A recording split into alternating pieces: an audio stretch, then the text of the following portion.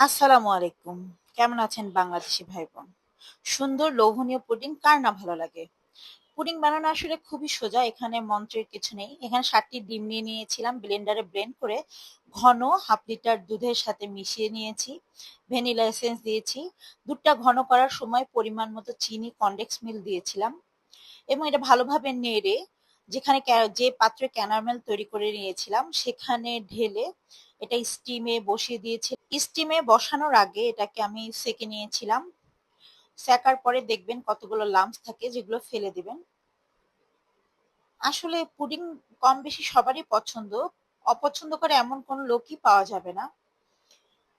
এটা ২০-২৫ মিনিট বা আধা ঘন্টা যদি আপনারা পাত্রে দেন, খোলা পাত্রে, তাহলে আধা ঘন্টা লাগতে পারে। আর প্রেসার কুকারে দিলে এটা ২০ মিনিটে হয়ে যায় স্টিমে।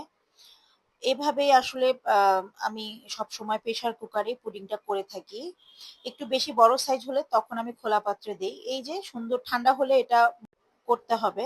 যাদের আমার রেসিপি ভালো লাগবে অবশ্যই আমার চ্যানেলটিকে সাবস্ক্রাইব করবেন এবং আমার ভিডিওটি শেয়ার করতে ভুলবেন না।